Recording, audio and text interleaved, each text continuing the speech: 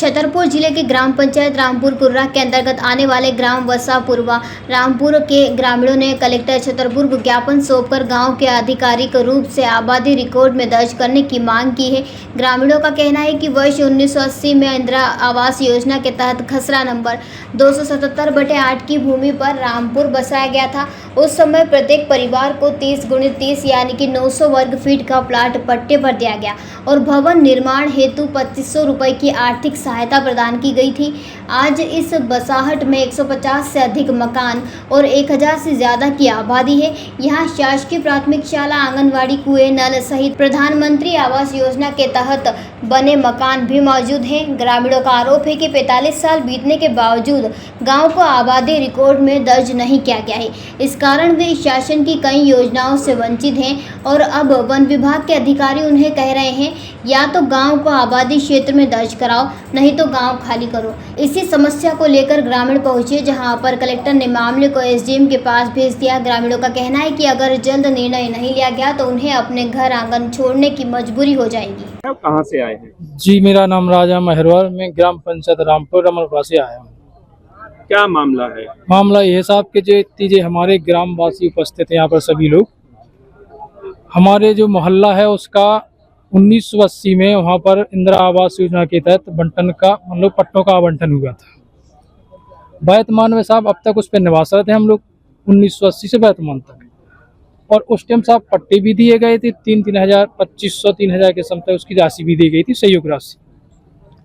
अब उसको साहब अब तक 80 से अब तक किसी भी मतलब अधिकारी द्वारा या पटवारी द्वारा या सरपंच प्रतिनिधियों द्वारा आज तक उसको आबादी में दर्ज नहीं किया गया है। तो हम ये चाहते हैं कि श्रीमान जी से निवेदन कलेक्टर महोदय से, आए हैं वो क्यों आए? हम सब कलेक्टर महोदय जनस्वास्थ्य छतरपुर आए हैं। हमारा इसलिए आए कि सर हमारा ये मोहल्ला है जो बस्ती है उसको आबादी में दर्ज करने की कृपा हो। क्यों जरूरत पड़ गई? जरूरत साहब इसलिए पड़ गई कि वर्तमान में हमें अब तक पता नहीं था। अब वर्तमान में जो हम लोगों को मतलब ये जानकारी हुई कि अब तक ये हुआ नहीं है, इसलिए हम साफ सोच रहे हैं। क्यों आखिर आप लोग क्या कोई विभाग आया है आपको हटाने के लिए? क्या विभाग ने साहब जो फॉरेस्ट के हैं अधिकारी लोग, उनने ये कहा था कि आप अपने गांव को आबादी में दर्ज करवाइए। साहब उनको मालूम होगा। जी जी जी जी जी साहब। चलो आप। मैं बाबूलाल हूँ, ग्राम रामपुर रमनपुरा से आया हूँ, यहाँ कलेक्ट्रेट के पास जन सुनवाई के हित से। और हमारे यहाँ समस्या है साहब, जो हमारा पुरवा बसा हुआ है रामपुर का रमनपुरा, वो आबादी में नहीं किया गया आज तक। और हर वहाँ पर सब साधन हुए हैं कि स्कूल भी बना है, सरकारी पैसे से नल भी लगाए गए हैं, कुआं भी खोदे गए हैं, आरसीसी निर्माण किया गया है, आंगनबाड़ी भी बनाई गई है, वहाँ पर मास्टर भी लगे हुए हैं सरकारी तरफ से, है नहीं? ये हर चीज है। और इंदिरा आवास योजना के अंतर्गत ये मकान बनवाए गए थे, वहाँ 2,500-3,000 की लगभग राशि दी थी। उस समय हम लोगों को सबको पट्टा दिया गया था, और जब पैसे मिले अब क्या परेशानी? अब परेशानी है सर कि जो वन विभाग वाले आते हैं तो बोले तुम्हारे पास कुछ नहीं, हटो यहाँ से। सीधी समस्या एक ही है सर। और वन विभाग कहते हैं कि अपना नहीं तो पट्टे करवाओ। पट्टे करवाने के लिए इसलिए हम लोग कलेक्ट्रेट आए हैं सर। क्या आश्वासन मिला आपको? अभी आश्वासन उन्होंने दिया कलेक्टर साहब ने कि तहसील जाइए, आप तहसीलदार को दीजिए। रामपुर पंचायत रमनपुरा पुरवा से आए। सन 84 में हमारा पुरवा बसाया है। इंदिरा गांधी ने पट्टे दिए 30x30 की, और उस पर अनुदान दिया 3-3 हज़ार रुपया। आज तक हम लोग उनको कोई मालूम नहीं चलू के साहब जी राजस्व विभाग में है कि वन विभाग में है। आज की तारीख में वन विभाग वाले ने हमको धमकाया। क्या बोल हम बोले कि हम हटाएंगे यहाँ से। इसलिए हम साहब यहाँ कलेक्ट्रेट छतरपुर आए हैं। उनने कहा कि तहसील में जाओ। क्या हम साहब तहसील कुछ नहीं मांगा। उन्होंने क्या मांगे हैं आपकी? मांग हमारी ये है कि हमारा पुरवा रमनपुरा आबादी में किया जाए, वो पट्टे बनाए जाए। गांवदारी में पट्टे बन गए साहब, आज तक उस पुरवा की किसी ने पट्टे नहीं बनवाए। कितने परिवार ऐसे हैं? परिवार तो साहब 80 मकान है।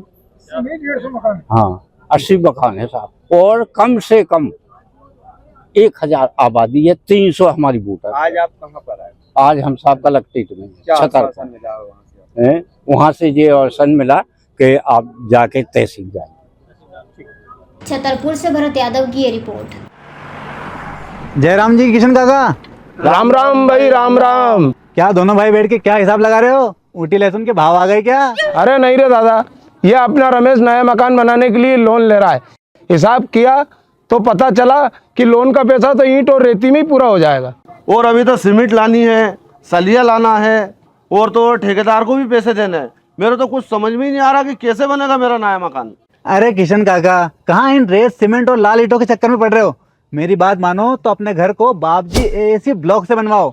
इसमें ना सीमेंट और रेत की जरूरत होती है, ना ही तराई करने की झंझट। और लाल ईंटों के मुकाबले आपका मकान काफी तेजी से बनकर तैयार हो जाएगा। इससे आपके पैसे तो बचेंगे ही, साथ ही मजबूती ऐसी कि सालों साल देखने की जरूरत नहीं।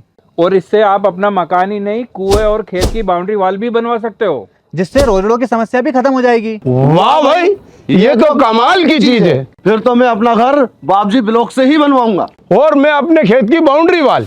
ज्यादा जानकारी के लिए स्क्रीन पर दिए गए नंबर पर अभी कॉल करें। बाबजी एएसी ब्लॉक्स, स्टील से मजबूती।